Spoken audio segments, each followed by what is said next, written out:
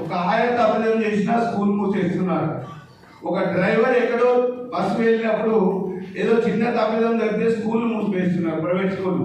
మేము నిజంగా ఆహ్వానించారు. మేమందరం కూడా ఇక్కడ ఉన్న వాళ్ళందరము అందరూ పీజీలు చేసి ఎడ్యుకేషన్ ఉన్నటువంటి వాళ్ళమే.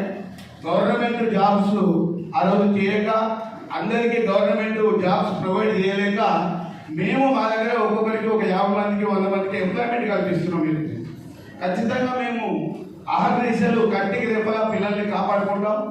ఎందుకంటే ఈరోజు ఇంతకుముందు సార్ చెప్పినట్టు మా ప్రైవేట్ పాఠశాలల్లో టాయిలెట్స్ లేకున్నా, అకామిడేషన్ కరెక్ట్ లేకున్నా, గ్రౌండ్ లేకున్నా, పేరెంట్స్కు అక్కడ టీచింగ్ నచ్చకుండా, మరి మీరు ఆఫీసర్లు ఎప్పుడో ఒకసారి విజిట్ చేస్తారు మా పాఠశాలకు, కానీ మాకు అనుక్షణం మా పేరెంట్సే మాకు ఆఫీసర్గా ఎప్పటికప్పుడు విజిట్ చేసి వాళ్ళకి నచ్చితే ఉంచుతారు, వాళ్ళకి నచ్చలేదని కూడా ఇమీడియట్గా తీసి వేరే దగ్గర వేస్తారు.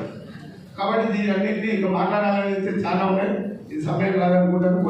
కొన్ని మేరకు మాత్రం మీకు వివరిస్తూ ఉన్నా మేడం.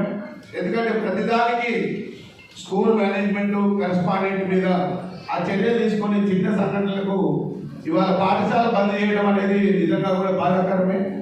ఆ అమ్మాయికి జరిగినటువంటి విషయాన్ని మేము బాధపడుతున్నాం అందరం. ఆ అమ్మాయికి జరిగినటువంటి దాన్ని, మరి దానికి ఎవరైతే తప్పు చేస్తారో వారిని కఠినంగా శిక్షిస్తే బాగుంటుంది.